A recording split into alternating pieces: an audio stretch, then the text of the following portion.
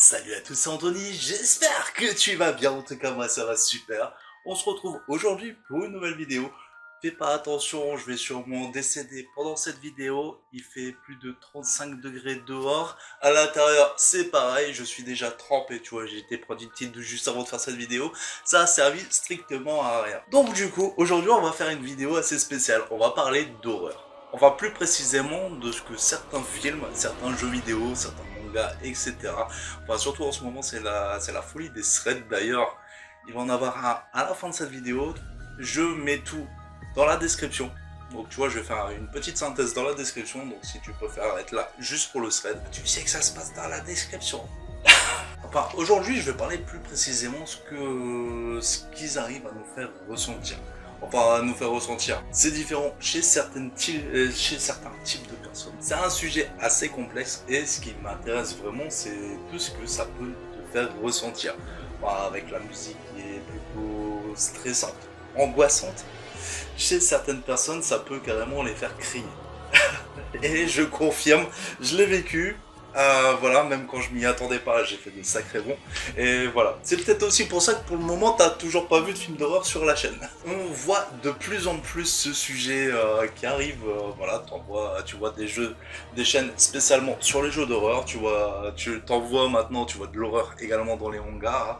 Pour ma part, en fait, tout ce qui va être côté décapitation, égorgement, tout ça, ça me fait rire. Voilà, depuis que je suis accro au cinéma, tout ça, c'est des sujets que je regarde. Je regarde pas mal de trucs sur la guerre, je regarde pas mal de trucs comme ça, les sauts, tout ça, ça m'a rien fait.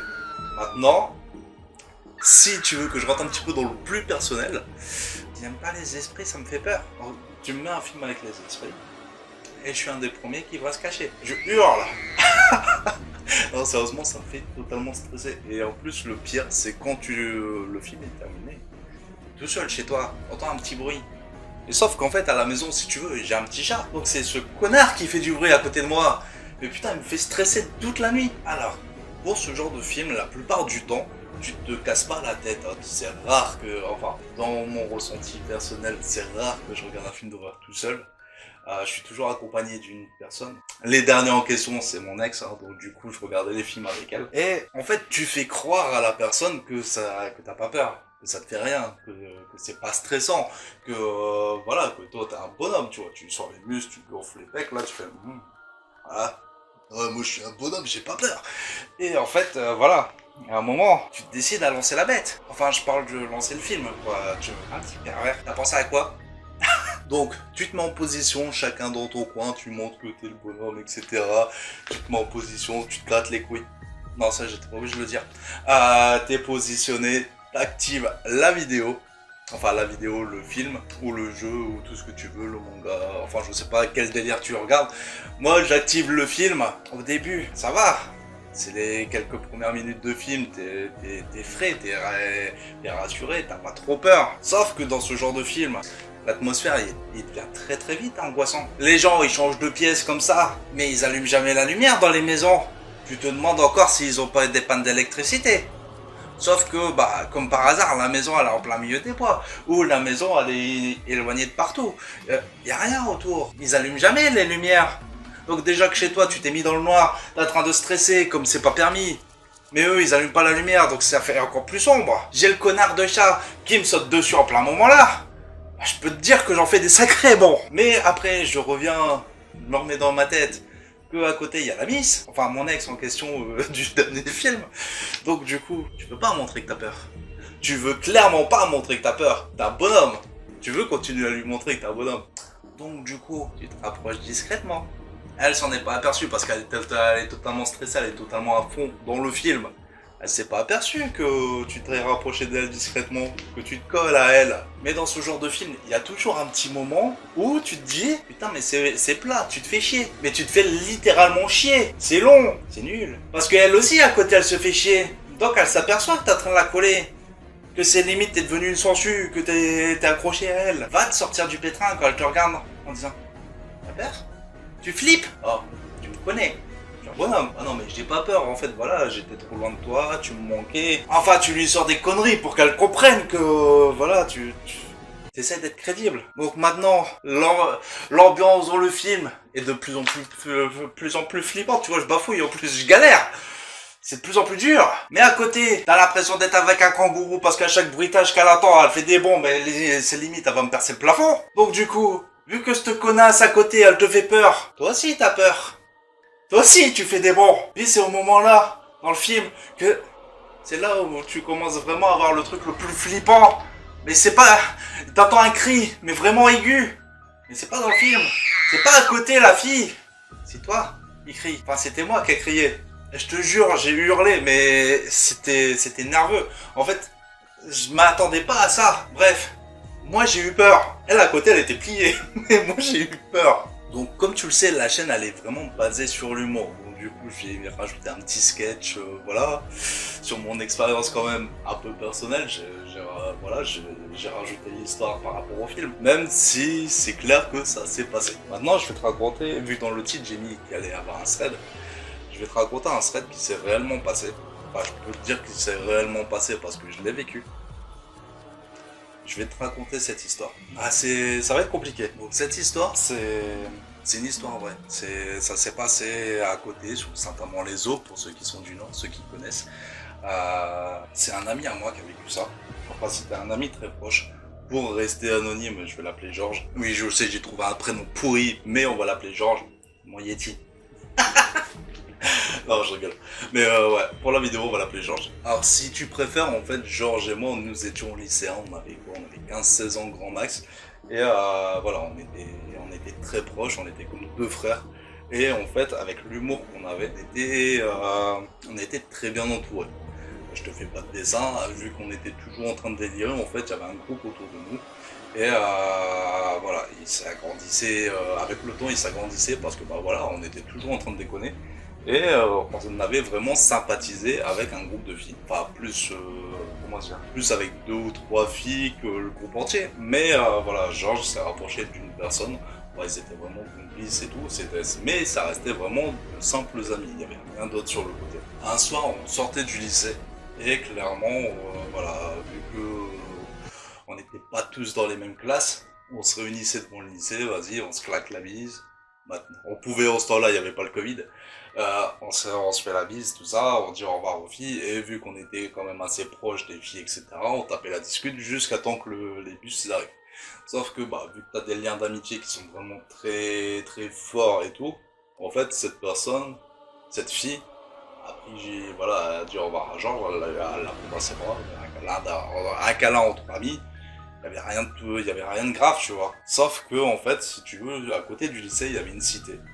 Je ne sais plus le nom de la cité, par contre. Mais il y avait une cité, elle était quoi, à 200-300 mètres de là. Et en fait, si tu veux, il y avait cette fille en question. Il y a un mec de la cité qui avait flashé dessus. Sauf que, bah, nous, on n'était pas au courant de tout ça.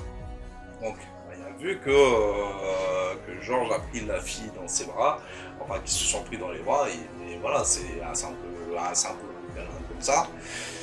Et en fait, si tu veux, voilà, on l'a su par la suite que ce mec était totalement déjanté, totalement. Les jours passent et putain, c'est dur.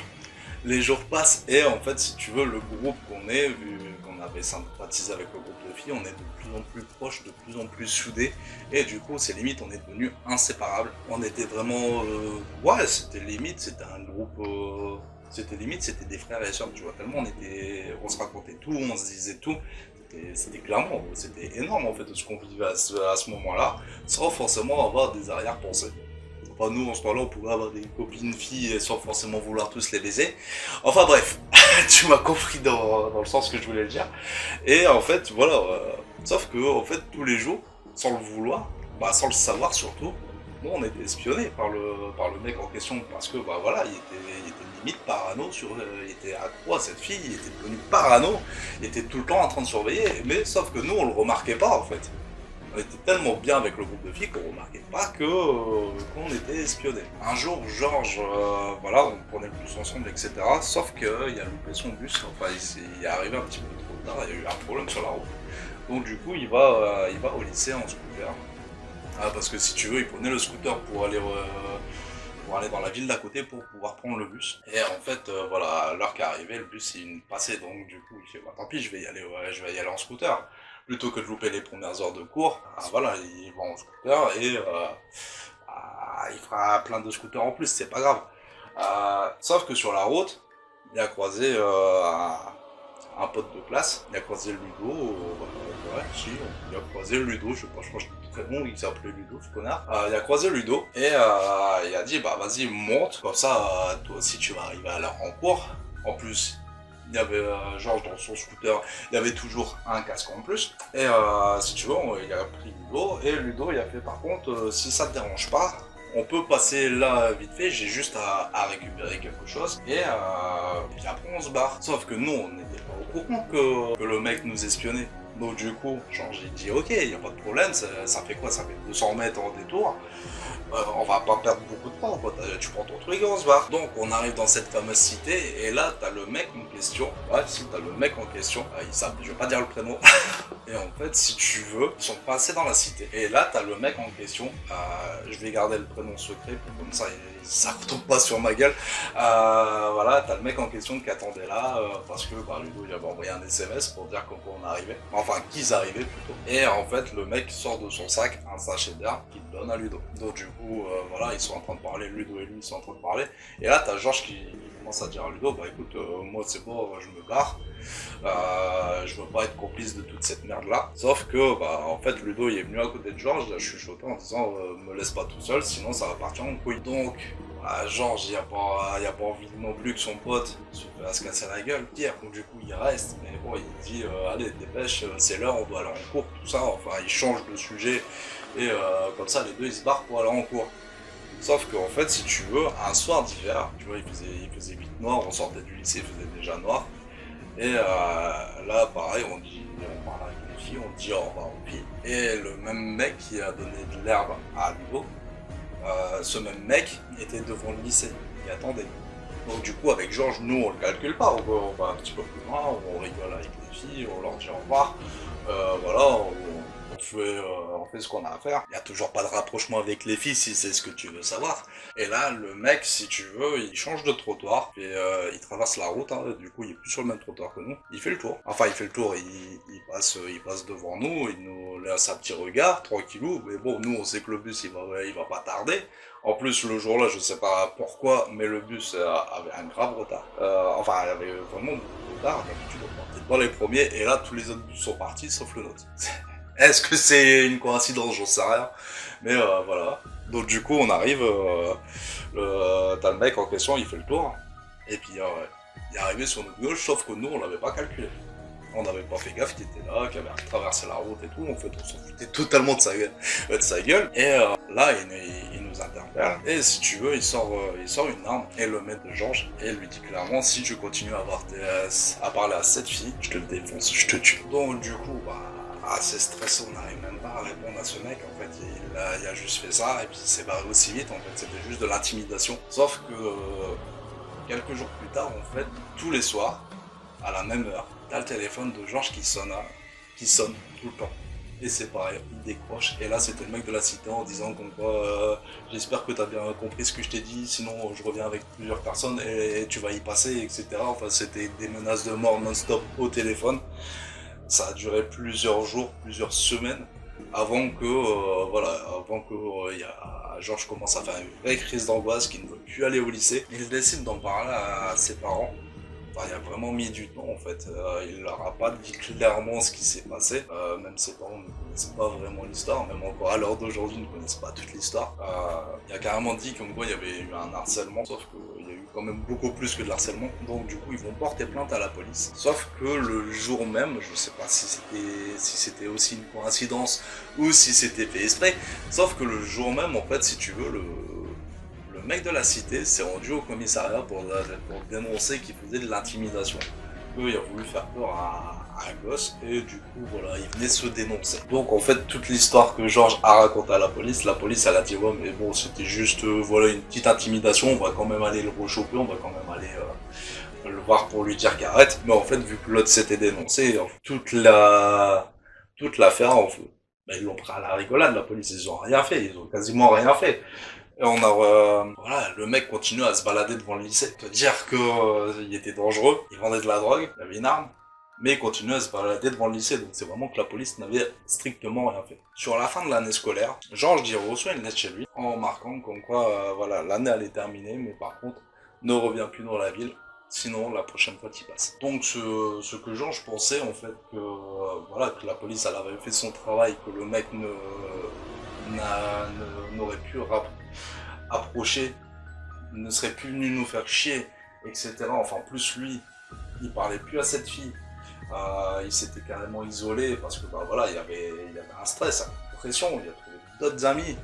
Ouais, c'est carrément le groupe qu'on avait. Le groupe a explosé. À cause de toute cette histoire, il n'y avait rien, etc. Le groupe a explosé. Et Georges s'est trouvé d'autres potes, des geeks. Voilà. Et il sortait plus. Les sorties, tout ça, c'était pour aller rejoindre les copains et puis rester enfermé. On restait enfermé, on jouait à la Xbox, c'était la toute première Xbox, donc ça date quand même. Et voilà, en fait, il reçoit quand même une lettre chez lui en disant si tu reviens l'année prochaine, bah t'y passes, t'es mort. Donc toute cette histoire, c'est pour dire, faites attention quand même à vos fréquentations, parce que ce copain que Georges a voulu aider, le Ludo en question, en fait c'est le Ludo pour avoir une dose gratuite, qui a donné le numéro de Georges à ce mec. C'est à cause d'un simple couillon, juste pour fumer un joint, qui a préféré risquer la vie d'un de ses potes, d'un de ses camarades d'école. Maintenant, moi j'ai quelque chose à te dire également. Toute cette histoire, bah, le fameux Georges en question ne s'appelle pas Georges, il s'appelle Anthony. Et pour toi. Bon, c'est fini par ce petit moment de trip, tu vois, il fait 50 degrés, j'ai attrapé des frissons, voilà. On va arrêter là. On va arrêter là pour cette vidéo. Merci à toi de m'avoir regardé jusqu'au bout. Ça m'a fait plaisir de la tourner. Je me suis vidé aussi d'un poids. Malheureusement, voilà, la vie n'est pas toujours toute rose.